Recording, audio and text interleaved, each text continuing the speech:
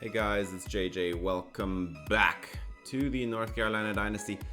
We just finished a season where we lost in the semifinal to Florida, who now play in the national championship game.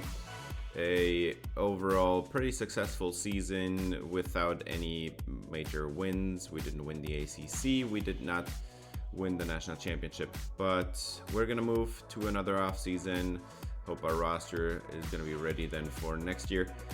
First, I want to talk a little bit about the coordinators. Finally, we have a year where we didn't lose anybody, so we're going to keep everybody and have some better coach stability rating, I guess.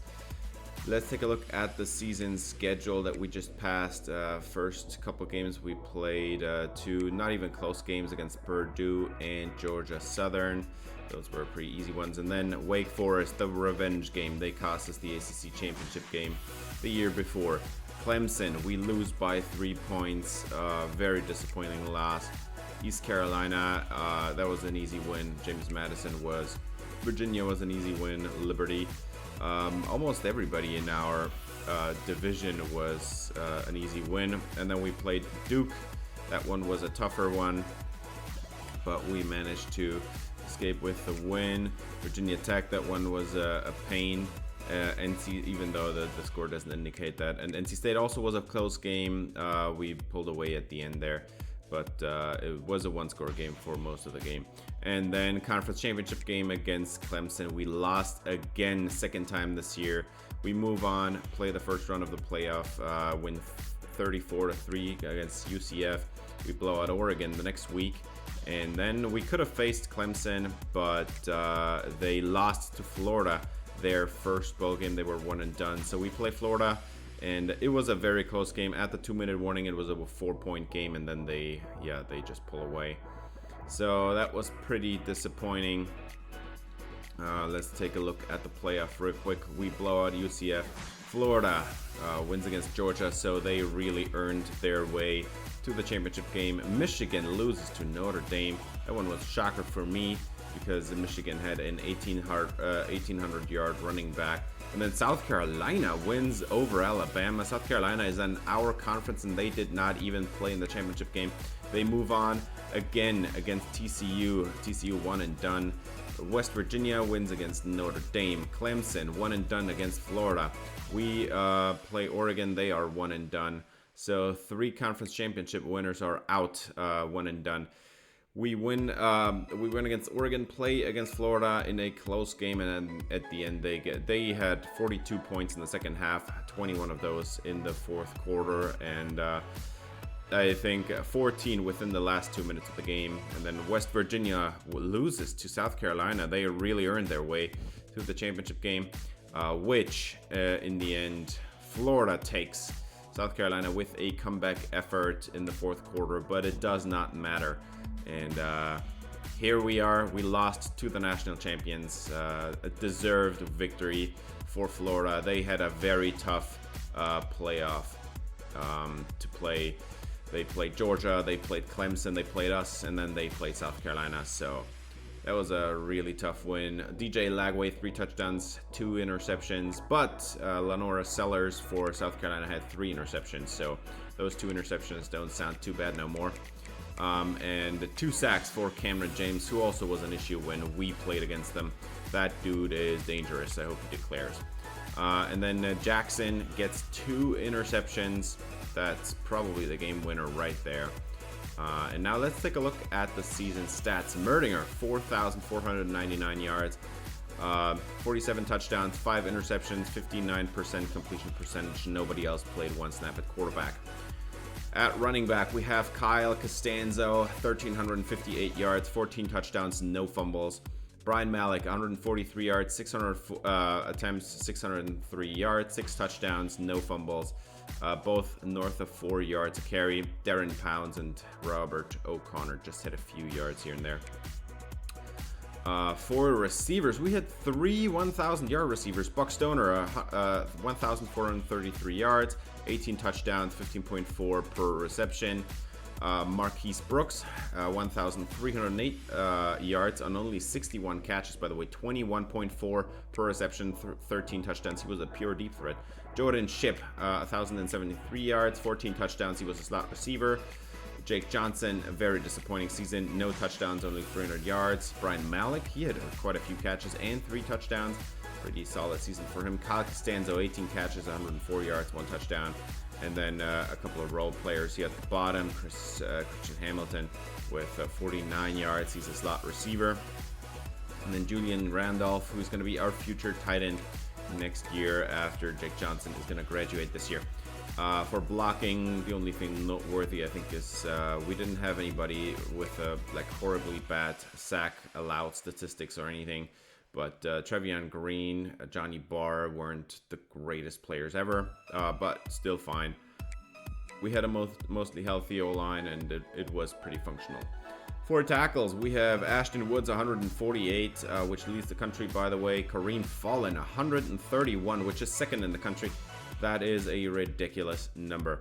Kareem Fallon is a first-year starter here at UNC, and he already played a very good season. Bo Atkinson, great run stopping. He had 16 TFLs, 37 if you count the sacks as well. Malik Hamrick, 27.5 sacks. I would say his injury in the Oregon game is the main responsible for us not being able to go to the national championship game, because I think if we had Malik Hamrick in that game against Florida, he would have put an end to a couple of those possessions in the second half. Bo Atkinson, 21.5 sacks, really good season as well. Both defensive tackles around 10 sacks. That's just a great season for our D-line. But 3 of those 4 players are gonna be graduating this year. And then Ashton Woods, our middle linebacker, had 8 sacks. That is ridiculously high numbers for somebody that's only a middle linebacker. Caleb Lavalley, another linebacker, had 3.5 sacks. Crazy number. Eric Daniels was our starter in base personnel, so usually only played the run, but still had 2.5 sacks. It's pretty solid. And then for interceptions, it's Jaden Patterson leads the team with 4 interceptions, our 99 speed free safety. That's what I want to see. And then second is Kareem Fallon. I do not know where this is coming from. That dude looks electric. 3 interceptions this year as a first-year starter. And then Lavalley as a linebacker had 2 picks. Dorian Green, well, I mean, I guess technically I put him in as the lead corner. He was the best corner on the team for interceptions as well. And then forced fumbles on the team. Bo Atkinson, Caleb Cost, and Ashton Woods each had 1, but there's nothing spectacular to talk about here. Now, for the country, DJ Lagway leads the country in passing yards. He had the most games, obviously, but also he was leading the country before the national championship game. And then Merdinger was second, and Lenoris Sellers was 4th. Also, Lagway and Sellers led the country in passing touchdowns, Merdinger in 3rd. For rushing, Kyle Costanzo was 2nd in the nation and was not close. First in the nation, that Michigan dude, man. He only played 14 games with the regular season, the championship game, and the first round playoff loss, and he had 1,800 yards. That is a ridiculous number. For receiving, Buck Stoner is 2nd in the nation, 1 game shy of beating Tyrell Williams, who played for Florida. And then Marquise Brooks comes in 4th. Crazy numbers here for our offense. 27.5 sacks, not only leads the ACC, it also leads the country, very obviously. Bo Atkinson, 2nd in the country with 21.5 sacks. So there is nothing close about that. But both of those guys are going to be graduating, so we'll see how this defensive line looks next year.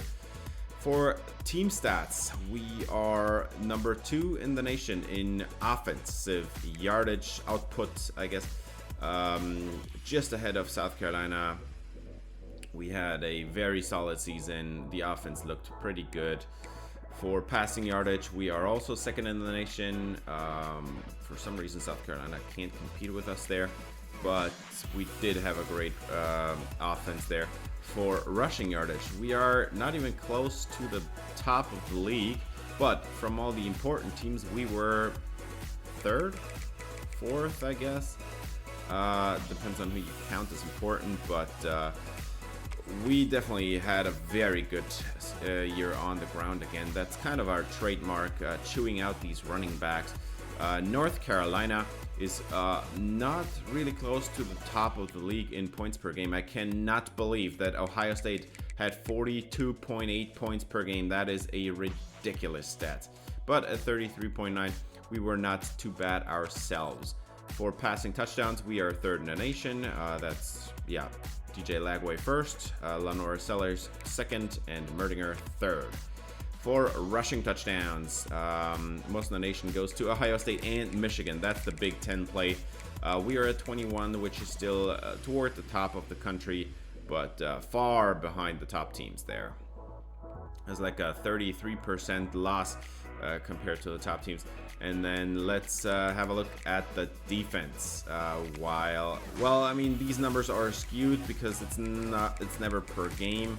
And so apparently we have one of the worst defenses in the country, which also makes a lot of sense if you play a playoff series where you play the best teams in the country and they are not going to put up 0 yards against you, But we did have the worst passing defense in the nation. We did have the best rushing defense in the nation. I don't know how to explain that. Well, I do know how to explain that. It's simple. We were leading most games this season, and people have to pass against us in the second half. And if they abandon the run, obviously we're going to have a great run defense if they never run on us. If you just look at volume numbers, if we were looking at per play or yards per play or something like that, it would be an entirely different story. But our passing defense was actually pretty solid. We had the most sacks in the country, 89, and it is not even close. We're leading West Virginia by 31 sacks. But yeah, we lost the first game after Millie Hamrick got injured. No surprise there.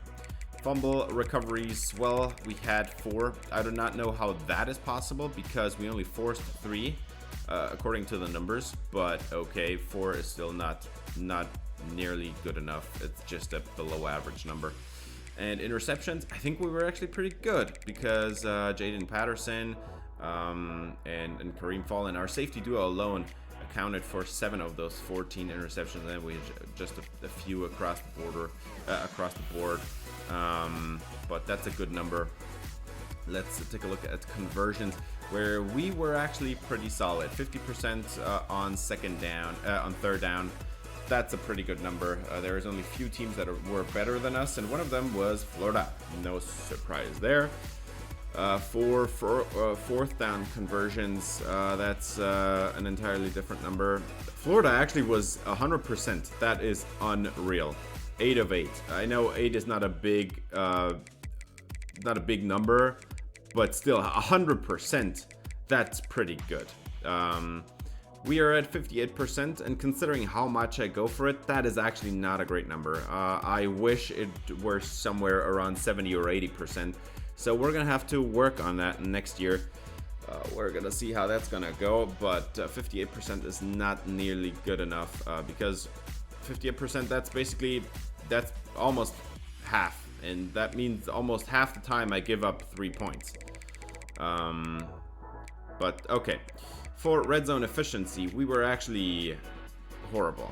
If you want to be a top team in the league and you have 90 red zone attempts and only 46 end-in touchdowns, you're doing something wrong. I know there were 11 field goals, but even if you count that number in, you're still not going to get over 70 or 80% red zone efficiency. Now, the only good news about that is our red zone defense was actually also pretty good, so it kind of offsets that.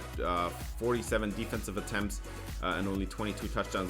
That's not even half, and even if you count in the 3 field goals, you're still barely above half of their red zone attempts. That's pretty good numbers for the defense, at least. And then for turnovers, we had a plus 10 differential. I think those numbers are fine. We had 7 giveaways and 17 takeaways. There's nothing special about that. College football records. Millie Hamrick has a national career record for sacks. 73.5 is now the new mark for career sacks in college football. For North Carolina, we had a new record, a career record broken. Buck Stoner now leads North Carolina's career receiving yards record, 3,214 yards. And I can already guarantee you that dude is a true sophomore. He's going to play another year at least, maybe even 2. Buck Stoner also has the touchdown catches or receiving touchdowns record for the career at North Carolina at 36. And I can guarantee you, well, I mean, he could get injured, but he's probably going to get to 50 before his career is over. Season records for North Carolina. Michael Merdinger now holds the passing yardage season record with almost 4,500 yards. He also has the season passing touchdown record at 47. That's also a pretty good mark that is probably going to be pretty hard to overcome. For game records, we broke a couple this year, and that I actually, one of them I didn't even recognize, I think. Michael Merdinger had 7 touchdowns in one game, and that was a record. I did not realize that when that game happened, I think, but I did realize it when Malik Hamrick broke the sacks in one game record at 5. That's a pretty steep number. That's not going to be broken for a while, I think. Let's switch over to awards, where Malik Hamrick wins the Heisman Trophy. Well, he had 27.5 sacks. I am not shocked. And he was leading all season too. There was no surprise about that. Player of the year is gonna be DJ Lagway. Dude's a junior, probably gonna come back. I do not want to face Florida next year, man. Malik Hamrick in second, Tyler Williams, the receiver from Florida, at third, Bo Atkinson in fourth. Those are some pretty crazy numbers. And then Lenora Sellers, the South Carolina quarterback, is in 10th. No Clemson dude on this list, even though I would have expected Vizina to make this list as well. Vizina, the Clemson quarterback, but a lot of names that we know from our side of playing opponents and stuff. Head coach of the year is going to go to South Carolina, and I think deservedly so, man. Chris Malibu, he did have a pretty tough standing there. They played Clemson in the final game of the season. They lose, but they still go on to the national championship game there. Great season for them. We are in third. Florida head coach is in second. Best quarterback of the year goes to DJ Lagway. He had the most touchdowns on the season, the most passing yardage, no surprise there. 7th for Lenora Sellers, the quarterback from South Carolina. And then Vizina makes it down there at 11 for Clemson. Best defensive player, well, I mean, if we win the Heisman with him, we always obviously also got to win the Best Defensive Player of the Year award. Malik Hamrick and Bo Atkinson are at number 1 and 2. And then at number 3, Cameron James. Again, that dude is a pain. I hope he declares. CJ Madden, 4th for Purdue. I mentioned him because we played him this year. And then Ashton Woods at 5, our linebacker. Kelby Collins, the other good edge rusher from Florida, at 6. That dude is definitely going to graduate. And then Starlings and Shaw at 7 and 8. And then we have TJ Parker from Clemson at 9. And TJ Searcy from Florida that we faced in the last game at 11. So a bunch of players that we have met this season or that are on our teams.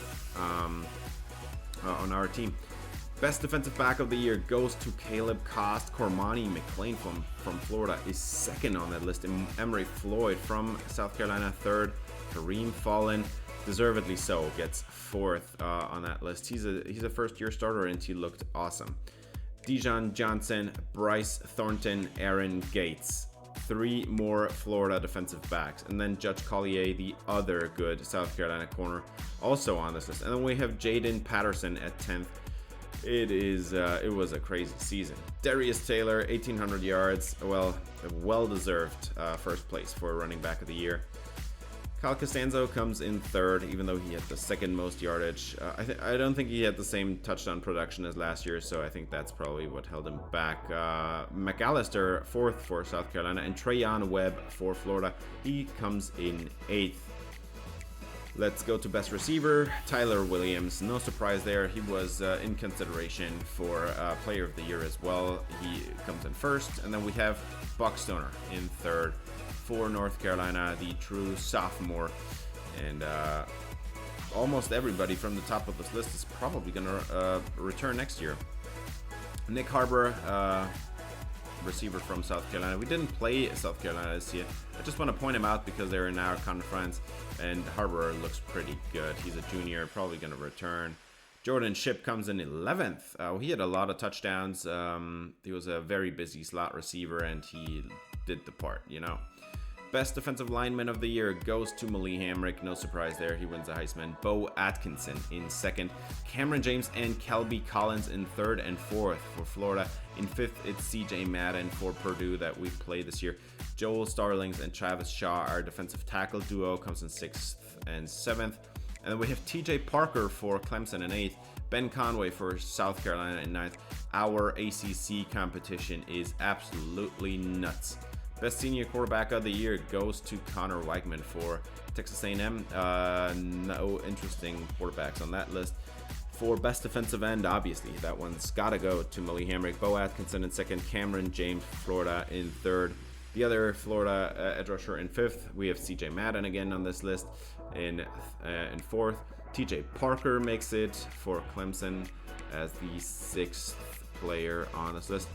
And then we're going to move on to Best Interior Lineman of the Year. It's still ridiculous to mean that there is not a Best Tackle of the Year award, but we do not come anywhere close to winning any one of those awards. Best Tight End, Tony Livingston. We faced him. He is great. No doubt about it.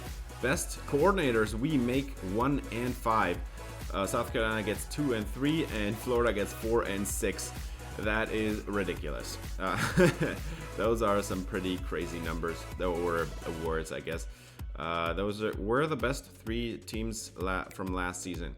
Best linebacker, we have Ashton Woods winning it with his 8 sacks, 148 tackles season. He had a great year. TJ Searcy makes it in second, the edge rusher from Florida. And then Caleb Lavalley in fifth for the North Carolina Tar Heels. Best center, well, surely there's nobody from us on that list. Best kicker, well, there is definitely nobody from North Carolina on this list, and the same goes for best punter and best returner. But that's gonna do it for the awards. Now let's see All-Americans. For some reason, Eli Holstein wins first team National All-American. That doesn't make any sense. Darius Taylor at least makes it on this list. Evan Austin for Charlotte, the receiver. Probably going to face him next year again. And then from the offensive line, we don't really recognize anybody until TJ Parker, left end for Clemson. He's on this list. He looked really solid in the 2 games we played. And then Peter Woods, man, he destroyed our game plans. We played him twice, and Peter Woods was just a pain. Clemson also has a corner and the safety, Avion Terrell and Khalil Barnes, that are definitely worth mentioning. They're really good as well. This Clemson defense was no joke. Second team All-Americans, Tyler Williams makes it for Florida. Jojo Trader for Miami. No surprise that he's on that list. But we actually do have second team All-Americans, and it is going to be Zach Rice and Trevion Green. We had 2 really good starters on the offensive line there. Very reliable players. We did have a couple other holes, which made this pretty easy for other teams. But Kelby Collins for Florida, the edge rusher, is on that list again, and then nobody else that I recognize. So let's move on to the National Freshman All-Americans. Let's see. We definitely got to have a few, and one of them is going to be Brian Malik, our number 2 running back. Had about 600 yards and 6 touchdowns or something like that. And then Marquise Brooks makes it as a redshirt freshman. He is, he's pretty special. That dude has some serious speed. He's a deep threat at 6'3". Can be a jump ball receiver at times. Pretty excited about this dude, man. And then we have Jason Hepburn making it at linebacker. He didn't play too much. He was more of a run-stopping third linebacker on the team, but he did his part, and he earned an award here. Moses Riggins makes it as a corner. He had a solid season. Kareem Fallen, this is the one that I'm counted on. He had a really good year, and definitely going to start again next year, unless for some unknown reason we have a massive jump by some other safety. in training. But let's go to the ACC. Vizina makes it as the quarterback, Kyle Costanzo as the running back 1, no surprise. Evan Austin, Chance Wiggins, Buck Stoner, a bunch of really good receiver. Benji Gosnell, I still remember him. That dude was a pain. And then Zach Rice makes it as the best right guard. We again have TJ Parker and Peter Woods for Clemson on the D-line. Ourselves, we have Molly Hamrick and Travis Shaw. Crazy. These All-Americans for the ACC, it's basically just a UNC and Clemson award list, honestly. Sammy Brown for middle linebacker for Clemson. We have Caleb Cost. He didn't have the greatest season ever, but he's on this list. Avion Terrell, Khalil Barnes, obviously they gotta be here again. And then for the second team, all ACC or ACC All-Americans, I can't talk anymore. Brian Malik makes it. I do not know why. That doesn't make any sense to me, as if there weren't like 10 other running backs that could have been considered for this position. We have Nick Harbour make it for South Carolina. We have TJ Moore make it for Clemson. Jaden Gibson, remember him from Virginia, obviously. And then we have Trevion Green make it at right tackle. Fun thing is he actually played left tackle this year, but no matter. Demon Clowney makes it for Charlotte. We have Jewett Hayes, I remember him. And then the other good defensive tackle for Clemson also makes it. And 2 more linebackers for Clemson. Maurice Hepburn, by the way, is also a redshirt freshman, just like Jason Hepburn. That's a fun storyline. Freshman All-American for the ACC. We have Brian Malik and Marcus Brooks, obviously. Other players that I recognize is actually nobody. I do not recognize anybody on offense, but on defense, Dylan Jerry. He didn't even play that much. That's fine. Another defensive tackle for Clemson had to make it, obviously. And then the 2 Hepburns, they're both from the same year, but they are not brothers because one of them is from Arkansas and the other one from Florida. But the entire secondary is from us. Steven Slate, Moses Riggins, Larry Rowe, and Kareem Fallon. The only one that didn't really play this year was Larry Rowe. Just had a few snaps here and there. But Steven Slate and Moses Riggins had pretty solid season. And we are at leaving now. Leaving, that's always the sad part about every offseason. And we have one that declares early, Caleb Cost. He's a projected first rounder. I will not try to get him back. If somebody's projected first round, they have to declare. That's just a rule. I know I could try to get him back. The chances would be pretty low, but this dude is crazy good.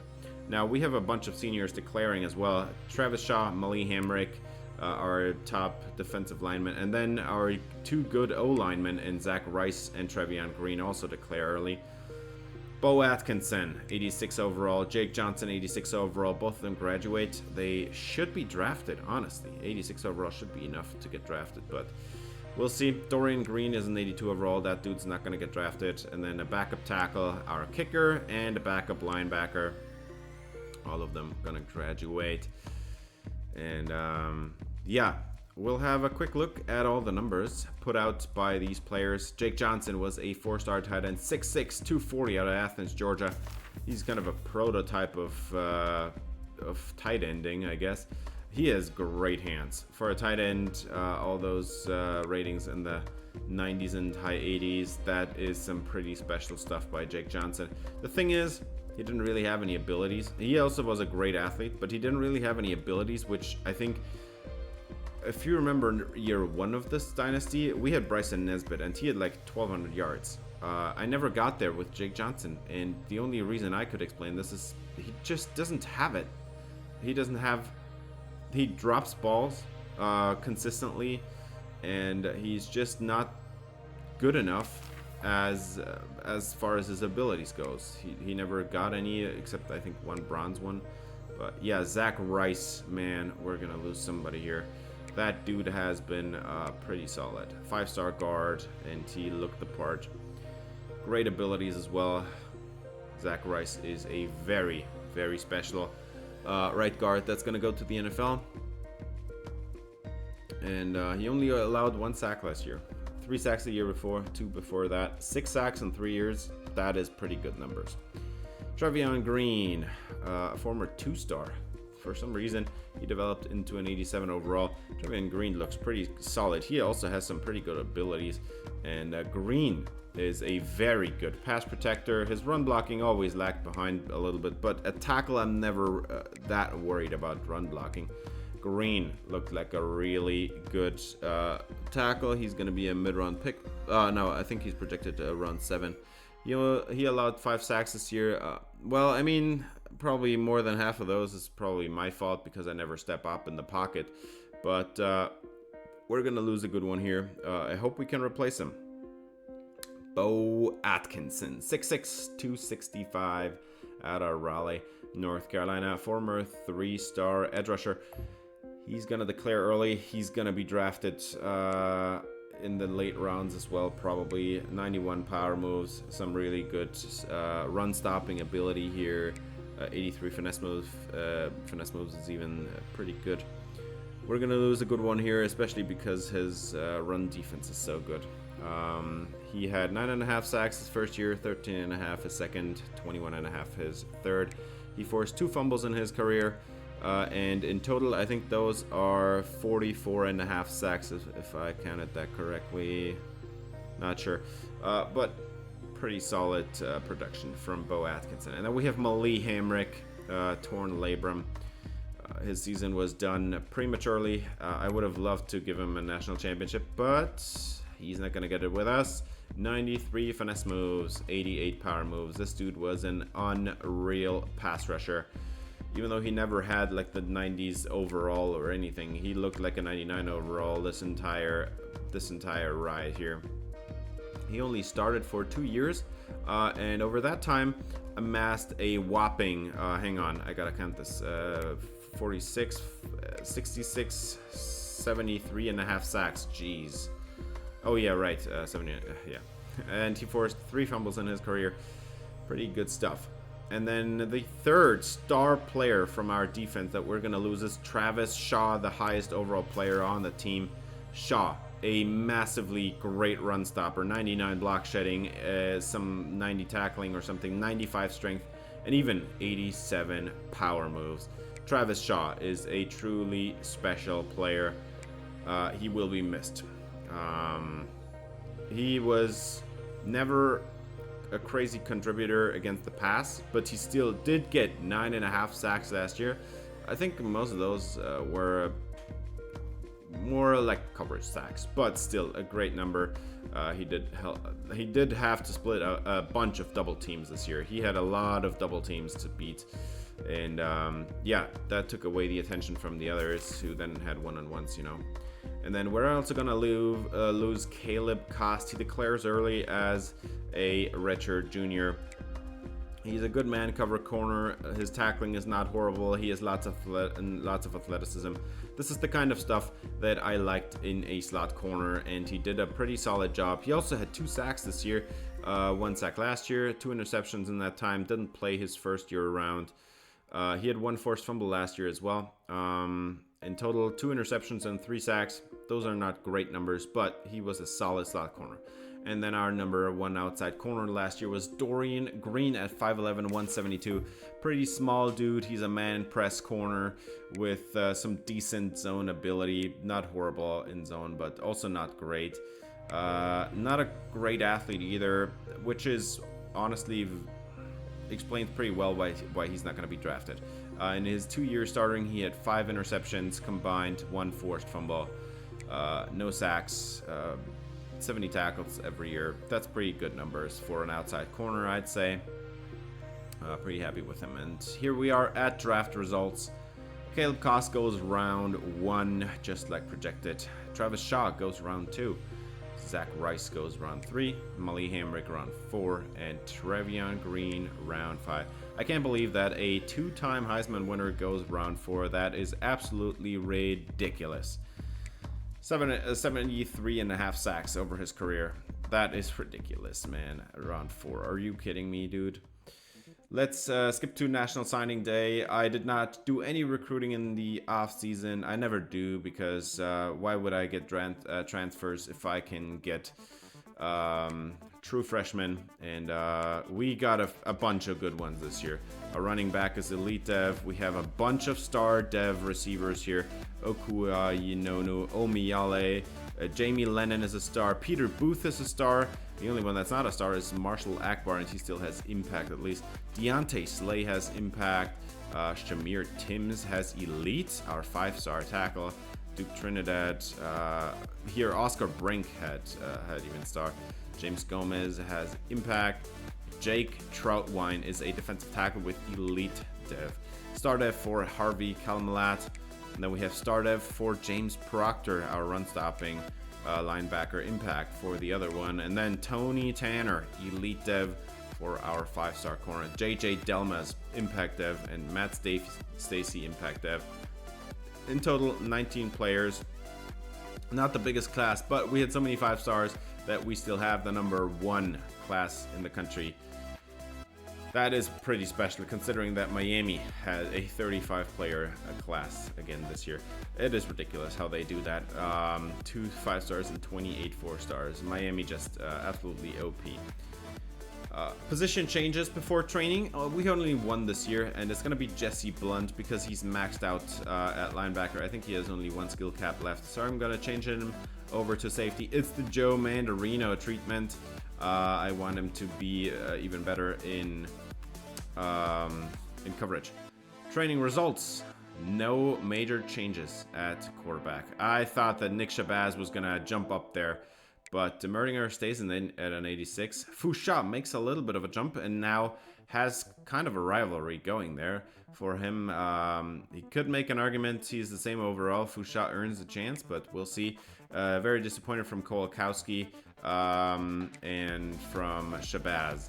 At running back, Malik makes +1, Costanzo 0, or Robert O'Connor +3, Terrell Speed +1, Darren Pounds +6, but he was 74 before, so he's still not going to see any playing time.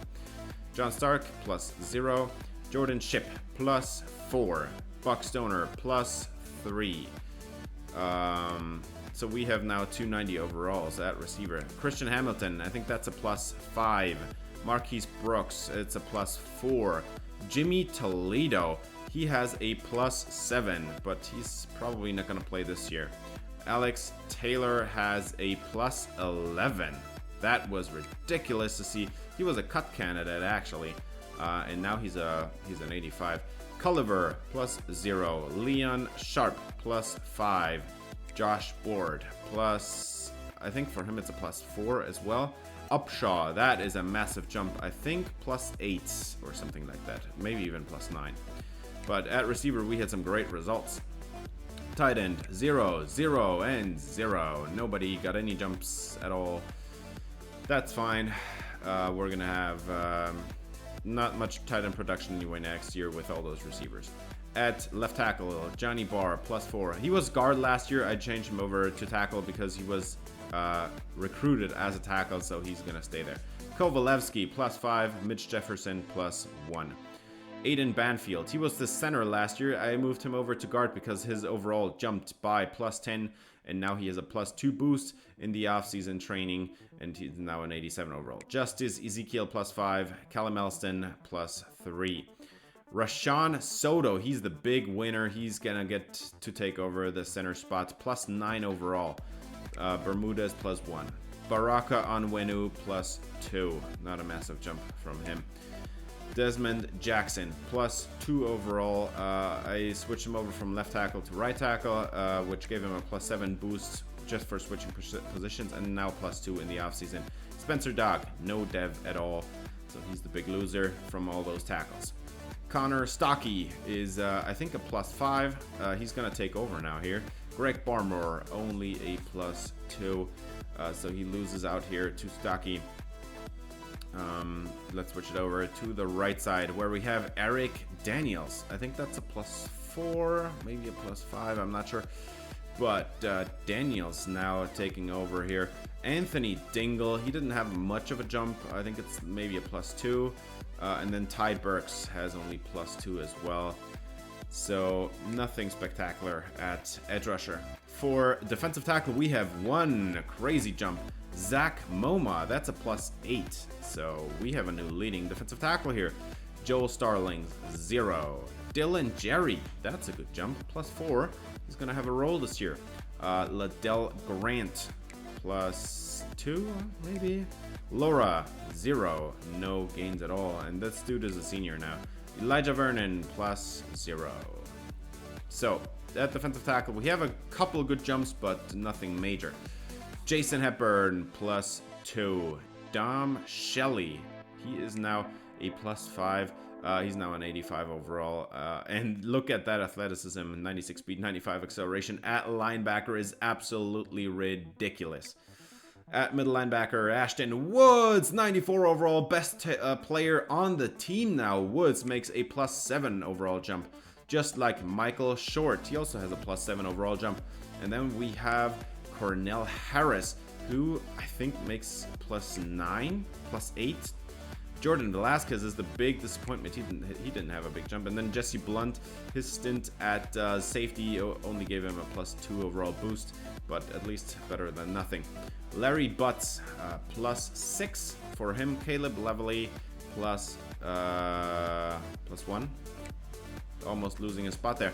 Manu Lawrence, big jump for him. That's a +13 overall boost. I think he's the biggest winner this offseason. Steven Slate, no boost at all. Moses Riggins, +1 maybe. Ty Adams, 0. Khalil Conley, 0. Cassidy Breda, he has a +9 overall jump, and he's gonna be rewarded for that. Max Iorio, not a big jump, but like +4 or something. Ben Sharp, almost no jump at all. And then Jaden Patterson is now a 90 overall with the boost. That's a +5 for him. Larry Rowe, +4 for him. Ramon Paredes, that's not a big jump at all. I think +2, +3 maybe. And at strong safety, Ruse makes the big jump this year, +4. Kareem Fallen, despite having a great freshman season, only +1. The two backups here, I think both have +0, maybe +1. And then at kicker, Josh Milne, 91 kick power. Kitchings at punter, 90 kick power. Fine with that. And now we're at position encourage transfers, so cutting players. And the first one to go is a corner that didn't develop at all. He's a junior. He's never going to play again on this team. So he's the first one to have to transfer out, Zion Ferguson. And then the next one, Jalan Thompson, a backup safety that's a junior. He's never going to play. There's a freshman ahead of him. Are you kidding me? So Thompson, he has to go as well, sadly. We're going to move over to strong safety, where Malcolm Siglar also didn't have any overall jumps this offseason. So he's also going to be cut. He's a junior, so he's never going to play again. He would have to have like a +8 or +9 jump next year. And that would be maybe getting him the job if all the other safeties wouldn't develop or something. Darren Pounds, I'm so sad to see him go. I recruited him as a 4-star receiver, but sadly, I can't do anything about it. He's never going to play, and we're going to encourage his transfer. Same thing goes for Ty Burks. He was a tight end. I put him at edge rusher. If he had like a +4, +5, +6 jump this offseason, he would have had a chance to play, but he does not, and now there's a freshman ahead of him. So, going to encourage his transfer as well. Two players that are probably never going to play for us. And then there's a corner here in Khalil Conley. He didn't have an offseason boost. He's a junior. He's never going to play with all these players ahead of him. And then Ty Adams, one more player that's also probably never going to play. He's also a junior. He didn't have a great offseason boost. And that's going to be it. We're going to talk about the roster now. And the fact that Michael Merdinger, despite having a deal breaker, did not try to transfer away. So he's still going to be our starter this year because he just has the better accuracies over Rayshawn Foucha, despite Merdinger not having any offseason dev boost or anything. He's still the best, most accurate quarterback on the team. 92 short accuracy, 96 medium accuracy. That is exactly the type of quarterback we need on this team. Doesn't even matter that he's a pure pocket passer. Merdinger fits perfectly with this dink and dunk our way down the field type of play, and therefore he's still going to be a starter. Marquise Lindsey is our 4-star recruit from last year out of Idaho. Lindsey is going to be redshirted this year, and sadly, these caps are not going to be good for him. I don't think I'm not even sure if he's ever going to play for us, honestly. He might make it to the NFL as like a late draft pick, but with those skill caps, his development is very limited. So don't know if that's going to do anything for us. And yeah, that 84 speed, well, I mean, it's good enough. It's kind of the Cam Newton speed, I guess. Kyle Costanzo is still going to be our lead running back, even though he did not have any offseason dev. He now has gold balance and gold arm bar, along with headfirst silver. He's going to be good, even though he didn't have any offseason dev boost or like a skill boost. He's a great power back. We have seen it 2 years in a row now. We're going to see it for a third year. This dude is going to be good this year again. I have no doubts about it. Brian Malik. He is the technically number 1 receiver who is going to be a complementary skill set. I think it's going to be a 2-to-1 split for Costanzo. So Malik, I think, can expect about 33% of carries on this team. He had a +1 boost this offseason, so not massive, but he's a good receiving back with some pretty good upside as a runner as well. He has lots of athleticism to show, and I'm looking forward to seeing him on the field again this year. And then we're also going to show our recruit from last year, Fido Tretola, 6'3", 234. This is the Derrick Henry type, with great trucking and stiff arm right off the bat. Both of those at 88. Then carrying is at 87. He has great skill caps across the board. The elusiveness, who even cares with those power ratings, man? And then 94 speed, are you kidding me? Dude's gonna be unreal next year. Oh, by the way, at running back, I forgot to mention somebody. Terrell Speed, he was a 5-star recruit from last year, and just like our 5-star quarterback from last year, Nick Shabazz, both of those didn't develop much. I thought they both were going to be starters this year, but both of them didn't want it, so they're both gonna be riding the bench. At receiver, our number 1 dude again this year is going to be Buck Stoner. He's an unreal receiver, 6'3" with 94 speed. All the catching ratings are in the 90s. His route runnings are 90s or at least high 80s.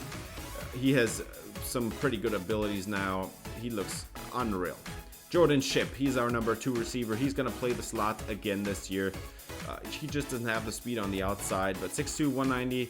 Jordan Shipp is a very good route runner across the board, especially short and medium route running in the high 90s. That is unreal stuff. His catching ratings are actually something to be a little bit concerned about with that 85 catch and traffic. He would like to be that in the 90s for somebody of his overall, but he's going to be the number 2 receiver this year. And again, just like last year, our number 3 receiver, the number 2 outside receiver, aka the Z receiver, Marquise Brooks. He's now maxed out. Don't know if he's going to get any better, but Brooks is a great route runner with 96 release, 93 speed, 93 acceleration. His catching ratings, spec catch at 90, catch and traffic at 87. Man, that kid looks unreal. So our top 3 receivers are going to be unbelievable. And then our number 4 receiver is going to be Christian Hamilton. I doubt he'll see many snaps, but he's going to be a slot receiver, 6', 190 with some pretty decent athleticism. He's a great route runner, no doubt about it. Everything's in the mid-90s there, except release, but as a slot, that doesn't really matter that much. And then, yeah, he's also very elusive. He can break some tackles. He has 93 speed, 93 acceleration. Hamilton looks dope, and he would be a number 1 receiver on many teams across the country, but just not on ours. And then I'm just going to show off all the freshman receivers that I recruited from last year. All of them are going to be redshirted, no exception. And John Okuyinonu, still trying to learn that name. He has great hands right off the bat. Sadly, they are capped. So that 77 catch and traffic is going to stay. He has some room to grow as a route runner, but he's a good athlete, and I'm sure he's going to be a welcome addition once Jordan Shipp declares for the NFL. Now, Marshall Akbar. He's somebody that I'm really excited about. That dude is 6'4", 194. This dude is absolutely massive. And Akbar is a physical archetype receiver with some pretty incredible athleticism. His caps are pretty good. That route running is pretty abysmal though. So he's not ready to play at all. But in a couple of years, maybe he's gonna look pretty special. Catching ratings all in the 80s already. That's good. His elusiveness not crazy good, but Akbar at 6'4", he has 98 speed. And then David Omiale, a player that I didn't want to recruit necessarily. He was an insta-commit that I did not count on. Didn't pay attention to at all. Omiale is his route runnings are really capped. He's never going to be a great route runner. His hands are pretty solid. He can break some tackles. But most importantly, he also has unreal speed at his size. And then we have Jamie Lennon. He's one of the smaller receivers from those five. The second smallest, in fact. 6 foot, 199 out of Indianapolis. Jamie Lennon is a route running archetype, but doesn't have great route runnings. His hands are pretty capped. I'm not really happy with those skill caps, but Jamie Lennon has 99 speed at 6 foot. Not like a 5'7" receiver. It's a 6 foot receiver with 99 speed. That is unreal. And then we have a 6'5" receiver, a massive dude, biggest receiver from this recruiting class, Peter Booth. He's never going to be a great route runner, I think, and his hands are capped right off the bat. So that's not great, but Peter Booth is also a great athlete. At 6'5", he has 96 speed. Unreal recruiting class. I could not stop myself from recruiting all these players, man. There's 5 true freshman receivers now with such great speeds across the board. I don't think anybody has lower than 94 speed or something. At tight end, your starter is going to be Julian Randolph. He's a decent possession tight end with some good hands and okay route runnings, no blocking. Nothing crazy about him. He's going to graduate next year, so he's going to play this year. Redshirted is going to be Deontay Slay, 6'3", 267, a 5-star dude. That is absolutely massive. Slay is almost maxed out right off the bat. How on earth are these tight ends so bad? This is a 5-star tight end. How on earth is he's not even going to be drafted because there is not enough room under his caps. What are you talking about? This game makes me mad sometimes. Johnny Barr is going to be the starter at left tackle. He was our starter last year at guard. 6'5", 304, former 4-star recruit out of Charlotte, North Carolina. Johnny Barr is already a very good pass protector. He's an 84 overall. I think he's going to be very solid. He's probably going to play on the level that Trevion Green played on. Great edge rushers are going to give him a problem, but I'm not worried about him that much. His run blocking needs a little work, but it's, I think, good enough. Aiden Banfield, 87 overall at left guard, 6'3", 300 pounds. That's our greatest upgrade this year at left guard here. He's a crazy good pass protector. Not worried about him in pass protection at all. His run blocking, on the other hand, that's a different story. It's just he's capped there. He's never going to get it into the high 80s or anything, but I think he's going to be fine. Rashawn Soto, he's the big winner at center. He's going to start there, 6'3", 290. Former 4-star recruit Rashawn Soto is from Elon, North Carolina. And Soto, he still has a lot of room to grow, but right off the bat here in his true freshman season, he's going to be a very solid run blocker. Pass pro, man, that pass block power is not great. Against these defensive tackles, I think he's going to be having issues. I'm just going to show off our 5-star center that I recruited last year, Oscar Brink, 6'3", 300 pounds out of Oak Park, Michigan. Brink is a pass protector, and his pass protection is sadly very capped. Everything else, though, looks pretty solid. Almost no caps. His run blocking needs a lot of work. He's not going to start probably for a couple years because that run blocking is abysmal. Baraka Onwenu, he's going to be the starter at right guard. He's going to have to fill Zach Rice's shoes. Onwenu is at 96 strength. That's right, really good right off the bat. His run blocking is average. His pass protection is average. I think we're going to get a solid year out of him. He's probably not going to be as good as Zach Rice, obviously. He doesn't have many abilities or anything, but I think Onwenu is going to be a fine starter. Duke Trinidad is going to be his backup. He's going to be a redshirted, a true freshman that I recruited last year. Trinidad has 90 strength. He's not going to get better at that, but that's fine. His run blockings and pass blockings are having me worried a lot. So he's going to have to do some growing, but I think he's going to be fine in a few years. Desmond Jackson is going to be our starter at right tackle. He did play at right tackle last year. Was listed at left tackle, but I played him at right tackle. And then when I switched him over in the offseason, he had a +7 overall boost just from switching from left tackle to right tackle. And then he had a +2 in the offseason, so now he's an 89 overall as a junior. So he could declare early. And his pass protection is elite. His run blocking is pretty abysmal. I think we're going to be fine. At tackle, I only care about pass protection. Now, I'm also going to show off Shamir Timms, who I recruited last year out of Clayton, North Carolina. One of the few 5-star players that are actually from our pipelines. And Timms is right off the bat a great pass protector and a horrible run blocker. The thing is, this dude is going to be crazy good because he has almost no caps. I think this dude could be a 99 overall. Let's switch over to the defense. Our starter at left end is going to be Connor Stockey, 6'4", 257, a former 5-star recruit that had a solid offseason boost. He's now at 85 power moves, 97 strength.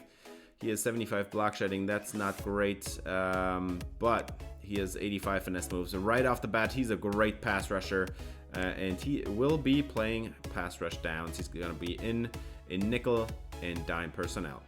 James Gomez is gonna be the, I don't know, he's gonna be redshirted this year.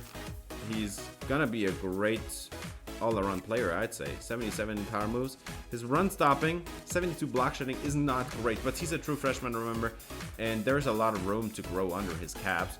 So I think in a couple years, he's gonna be a great all-around player, not just a pure pass rusher or a pure run stopper.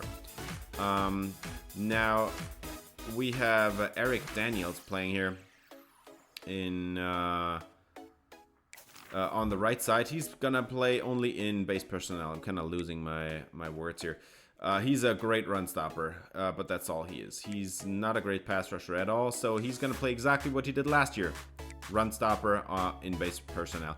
And I think I misspoke earlier, or I forgot. Stockey's going to play 100% of snaps. There's no changing on that. He's going to play 100% of snaps, even though he's not the greatest run defender. Just his tackling and his 97 strength is good enough. Anthony Dingle, he is only going to play pass rush downs at right edge.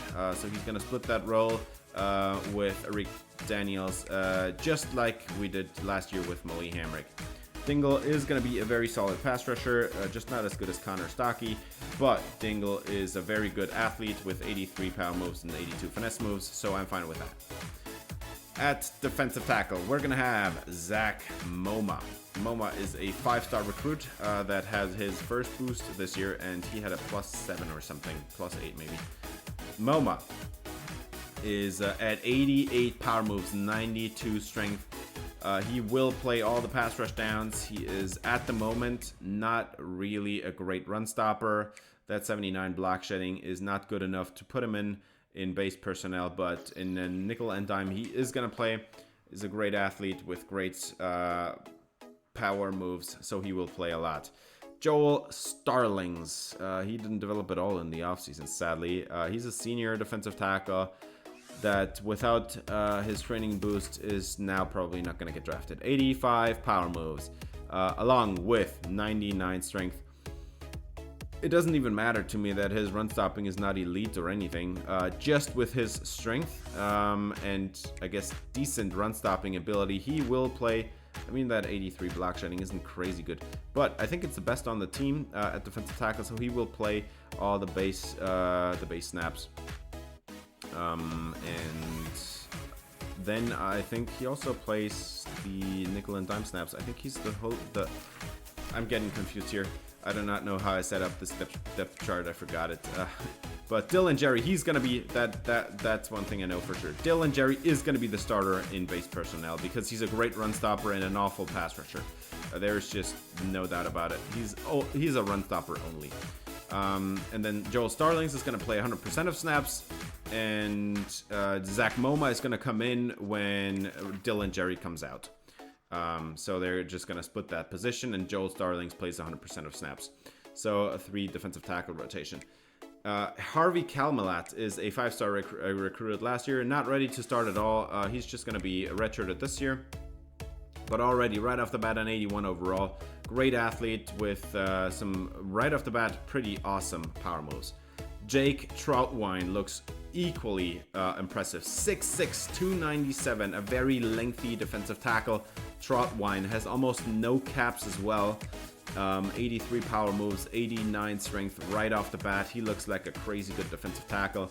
And I think that between Kalmalat and Troutwine, I think one of them is going to be having a big offseason boost next year and starting. Because we're going to be graduating 3 defensive tackles, and MoMA is then going to have a new partner there. At linebacker, here you can see Jason Hepburn, the number 3 linebacker last year and number 3 linebacker this year. Nothing's going to change about that. He's a decent in zone coverage at the moment. That's not even half bad. But he's a solid run stopper. He's going to play in base personnel at 90 tackling, is going to show up, and this dude can run and chase. 91 speed, 89 acceleration. Hepburn is going to be more than fine. I also recruited James Proctor last year. He's going to be redshirted, obviously. 6'2", 230. I'm going to redshirt everybody from the true freshmen, by the way. Proctor is a, right off the bat, pretty good run stopper, but his coverage ability is absolutely abysmal. Not even bad or horrible. It's just so bad. Jeez, 59 zone coverage is so horrible. He's a great athlete. Not a great athlete, a good athlete, I'd say. But he's going to be redshirted. The number 1 linebacker on this team, he's going to play every down. Ashton Woods, 6'3", 225. He is the best player on the team, and he's definitely going to declare early. He's a junior. And I have no doubt about that fact that Ashton Wood's going to declare early. Dude is a menace. He's a great run stopper, 80 block shed, 97 tackling, along with 90 zone coverage. Ashton Wood is gonna play all downs at 83 speed. He's not the fastest, but it's good enough. And last year you could see that. Caleb Lavalley, 6'1", 225 out of Georgia. Lavalley is gonna be your number 2 linebacker on this team. He's also gonna play in nickel. Going to come off the field in dime, but he's going to be playing base and nickel. He is a great pass coverage linebacker with solid run stopping ability and decent athleticism. And then I'm going to show the other linebacker that I recruited last year, Ramon Carswell, 6'1", 249, massive dude. He's also a run stopper, just like James Proctor, and also just like James Proctor right off the bat, he's a great run stopper and absolutely abysmal in pass coverage. The only thing that makes a difference between those 2 players is the athleticism, because Carswell, well, I mean, he's not a great athlete. He has +1 speed. He has -5 acceleration compared to Proctor. Honestly, there's no difference between those 2 players. Let's see who develops better next year to take over Caleb Lavalley's and Ashton Woods' spots. Moses Riggins is going to be our number 1 corner this year. He has 88 zone coverage, and right off the bat, that is pretty good. 83 catching. He is going to have 83 press as well. That's pretty impressive. Ha ha ha. Riggins is a great athlete with great zone coverage ability and great press ability. No doubt about him as our number 1 corner. Our number 2 on the outside is going to be Manu Lawrence. 5'11", 200 pounds, former 4-star who had a massive offseason jump. I think he was a 74 overall last year. Maybe it was a 76, but dude had at least a +10 or +11, maybe even a +13 jump. He's a great man cover corner. That 74 zone coverage is not great, but he's going to be the number 2 on the outside. And dude, at least he has 99 speed. So even if he is not the greatest coverage corner, he's definitely going to make up for it. Cassidy Breida, 6'2", 184. He had a massive jump as well, +9, I think. Breida has now 90 zone coverage and 76 catching. That man coverage lags behind by a lot, but again, 84 press, pretty impressive. And he also great athlete, decent run stopper. He's gonna be a slot corner with his tackling ability. And then Steven Slate. He was a dime corner last year, and he will be again this year. Because he is just, I don't know, he doesn't have the zone coverage. He is not good enough as an outside corner to play press man. He doesn't have the zone coverage. He's a good athlete. He's still going to see the field, but he's going to be the one that lost out because he didn't have much offseason boost. I'm also going to show here Tony Tanner, the 5-star corner I recruited last year. He's going to be redshirted, obviously. Almost uncapped on him too, and right off the bat he is at 81 man and 83 press. That's 66 zone coverage, although that is absolutely abysmal. That's almost as bad as like the 58 zone coverage that we had on those 2 linebackers, and so he's not going to play. And then same thing goes for JJ Delmas, 5'11", 176. He looks more like a slot corner just from his build, but he's actually very good in press right off the bat. So I'm not worried about him. If he has a good offseason next year, he might have a chance to play next year. Let's see what we can do here. But that 68 zone coverage needs to get a lot better if he wants to play, man. 96 speed, really excited. His caps are solid. I wish it was a little bit better, especially on the zone coverage, but can't do anything about that. Jaden Patterson is going to be your starter at free safety. Yet again this year, he wins out against Larry Rowe. He has the big offseason boost. Jaden Patterson, very good run support safety. That coverage still lagging behind. It just doesn't look great. I think again this year, we're probably going to have some issues defending the deep balls and stuff, but at least this dude has 99 speed. Matt Stacy, I recruited him last year. Only your safety I recruited him, 6'1", 190 out of Hyattsville, Maryland. Former 4-star recruit, or now 4-star recruit, I guess. His pass coverage ability is solid right off the bat, but it's very capped. So I'm not sure if he's ever gonna be a great pass coverage safety, but he's a great athlete. He can get a lot better in run defense. We're gonna see him probably a couple years down the line. Kareem Fallon, 5'11", 213. He's gonna play again this year, even though he didn't have much offseason boost. Fallon, great in coverage, 92 zone, 83 catching. Right off the bat, he is gonna be crazy good. 87 hit power even. Don't even care about the man coverage at this point. He's a solid athlete as well, so not worried about this dude at all. And then the kicker you're gonna see this year is gonna be Josh Milne, 6'3", 193 out of Mansfield, Texas. He has 92 kick power, and I think that's all you need to know about him. He's gonna replace Liam Boyd, who graduated last year, and then we're also gonna have the same punter as last year, Shakir Kitchings, 6'4", 213 out of Colonial Heights, Virginia, a former 3-star power archetype punter with 90 kick power, and I think that's all you need to know about him. Kick accuracy is at 79. That's pretty solid as well, and can get even better. So we'll see. But for now, I'm pretty happy with him.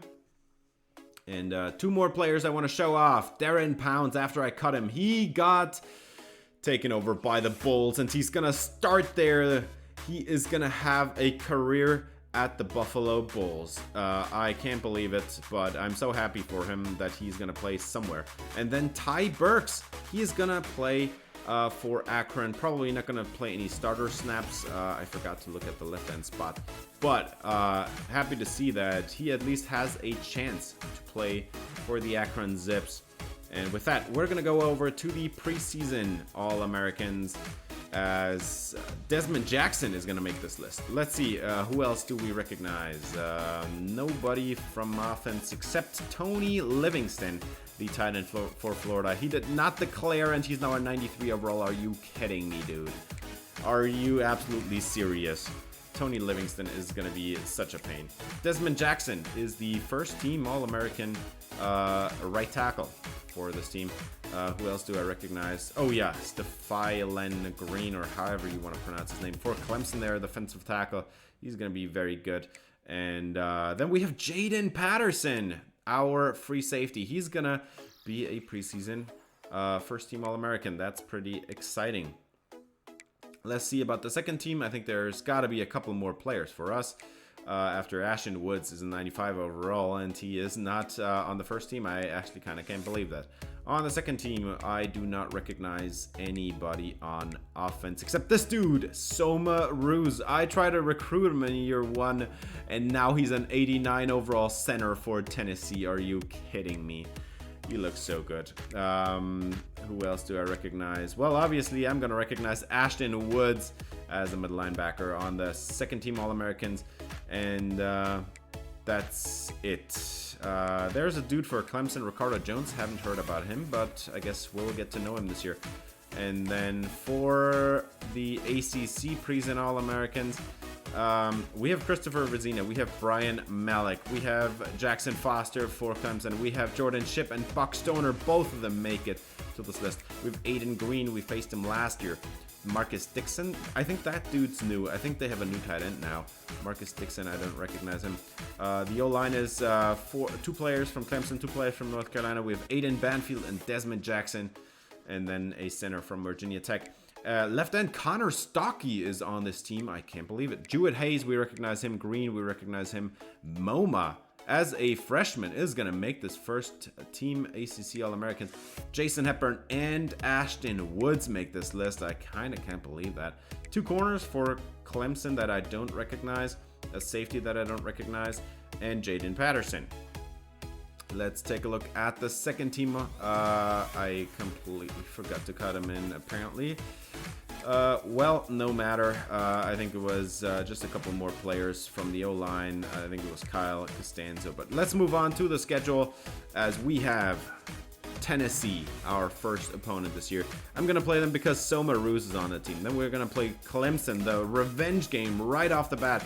San Jose State is our other out-of-conference opponent. That one was randomized by me. And then just a regular schedule. Wake Forest, Liberty, East Carolina, Charlotte, Virginia Tech, Virginia, Duke, James Madison, and Old Dominion. This year, I think, is the first year that we're not going to face NC State. And again, we're not going to face South Carolina. Am I happy or sad about that? Well, I guess both, because those would be tough games, but it would be rivalry games. So that sucks, but it's also great. And we're ranked number 2 in the country right off the bat, just behind Florida. So this one's going to be interesting. Of course, if you enjoyed this video, I would appreciate if you gave it a thumbs up, subscribe, ring the bell for notifications. We can see at number 2, 5, and 6, 3 ACC teams. And there is a couple more. We have Charlotte at number 14. Our first opponent, by the way, Tennessee, is ranked number 11. So we're going to face them. First game of the year. And then I think there was one more. Duke at number 23. But that's going to do it for this episode. Thanks for watching. If you enjoyed, please leave a like and subscribe for more North Carolina Dynasty. See you in the next episode. Until then, have a great day.